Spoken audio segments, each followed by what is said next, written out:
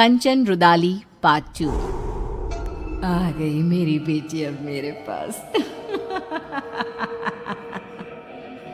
ये कहती हुई अब तक रोती छाती पीटती कंचन जोर जोर से हंसने लग जाती है। मुखाग्नि मैं दूंगी, मैं एक रुदाली आज हंसेगी और तुम सब रोओगे। कंचन वहीं पड़ी निशा की लाश के ऊपर से ईंट को हटाती है और निशा की अर्थी को जला देती है। बिना किसी सही रस्म के निशा का शरीर राख में मिल जाता है।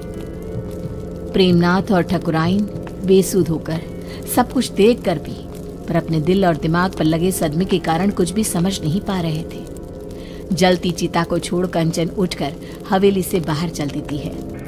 बाहर की ओर निकलती रुदाली फिर एक बार पलटती है और ठकुराइन को देखती हुई कहती है, चलती हो ठकुराइन, जल्दी ही लौटूंगी।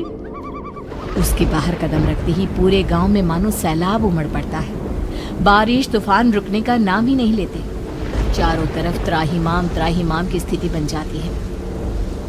इतनी गर्मी के मौसम में ऐसी बारिश, इसकी हर बूंद ऐसी है मानो किसी अपने के गम में फूट फूट कर रो रही हो। हाँ, तुम सही कहती हो रंभा। और ये सब हुआ भी छोटी ठकुराइन की मौत के बाद। क्या कारण हो सकता है इन सब का? अरे हम सब कब तक घरों में छिप कर बैठे रहेंगे हैं? अरे खेत की फसलें बर्बाद हो रही है सो अलग, ठाकुर साहब को ही जवाब देना होगा कि ये सब क्या है। परेशान होकर सभी गांव वाले तूफानी बारिश में ठाकुर साहब के घर पहुंचते हैं, जहां वो लोग देखते हैं कि ठाकुर साहब की हालत बहुत नाजुक है। कंचन, ये सब कुछ उसी का किया धरा है ना, जाने क्या करके गई है। जैसे ही उसने हवेली से जाते वक्त कहा जल्द ही लौटती हूँ, तब से इनकी तबीयत बिगड़ते ऐसी हो गई है। शहर से कोई डॉक्टर भी आने को राजी नहीं हो रहे। अब कंचन के घर जाना ही एक उपाय दिखता है। तभी ठाकुर साहब जोर जोर से चीखने लग जाते हैं, नहीं, मुझे प्रेत लोग नहीं जाना।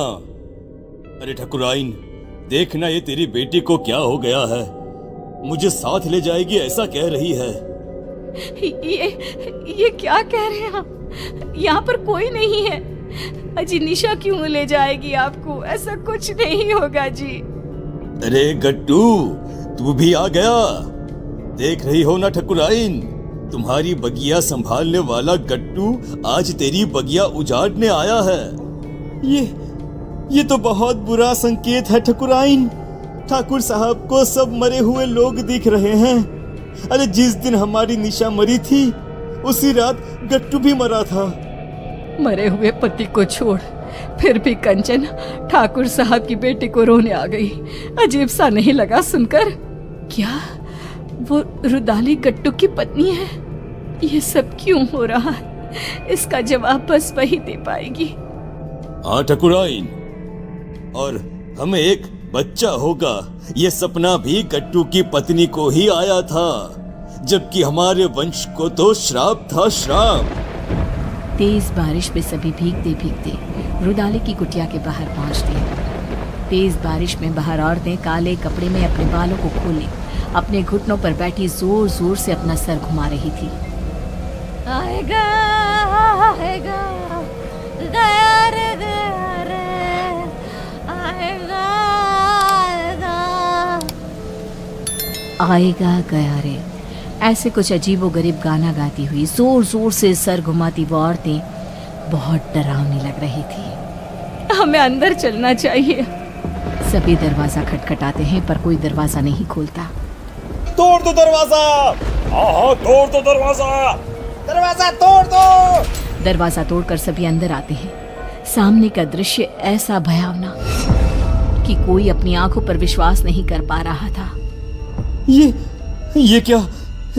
हे भगवान, ये कंचन कौन है? इसके घर से तो प्रेत लोग का रास्ता जाता है। कंचन उठकर आगे बढ़ती है और जाते हुए अंगारों को पार करती एक अजीब से चेहरे के राक्षस के पास पहुंचती है, जिसके हाथ में चाबुक था जिससे वो रूहों को सजा देता था। पूरा गांव आ गया है मालिक, अब सबकी बलि ले लो और निशा और मेरे पति को वापस उनके शरीर में भेज दो। दोनों के शरीर को संजो कर रखा है मैंने। ये निशा बिटिया का शरीर तो सबने जलते हुए देखा है, तो रुदाली के पास शरीर कैसे है? ये क्या राज है? रुदाली गट्टू और निशा के शरीर को सबके सामने रखती है और कहती है, निशा मेरी बेटी थी, मेरी इकलौती बच्ची, जिसे मेरे पति ने ठाकुर साहब को सौंप दिया था, क्योंकि आप कभी मां नहीं बन सकती थी। बोले ठकुराइन, सच है ना ये? आप लोगों के पैसे के आगे मेरी ममता का गला घोट दिया गया। जिस दिन गट्टू ने मुझे बताया कि मेरी बेटी आपके घर जाने वाली है, मैंने उसी दिन से प्रेत लोक को अपना घर बना लिया था। पर मैं तो मां बनी थी, मेरे शरीर में सभी लक्षण थे, यह कैसे हो सकता है? आपको एक दवाई दी जाती थी जिसके कारण आपका शरीर एक गर्भवती औरत की तरह बदलने लगा, और फिर मैंने आपके गर्भ में डाल दिया प्रेत का अंश, वो अंश जो मेरी बेटी को मुझे वापस पाने में मदद करता। पर तुम्हारे वंशहीन होने के श्राप ने उस गर्भ का नाश कर दिया। निशा तुम्हें सौंप दी गई, उसने मेरी कोख में ही सब तंत्र मंत्र सीख लिए थे, इसलिए उसे वही चीजें अपनी ओर खींचने लगी। अमावस के दिन उसकी वही शक्तियां उस पर हावी हो गई और वो चली गई सब कुछ छोड़कर। पर मैं उसे कैसे जाने देती? उसकी आत्मा को प्रेत लोक से उसके पिता ने बचा लिया और उसकी आत्मा उसके शरीर में आ गई। पर प्रेत सरकार बहुत क्रोधित हुई, इसीलिए आप सबकी आंखों में धूल झोंक कर मैंने एक पुतले को जलाया, ना कि मेरी बेटी को। अब उसी सरकार की मदद से मैं फिर से अपनी बेटी और पति को पालूंगी और उसके बदले ये पूरा गांव ने सौंप दूंगी।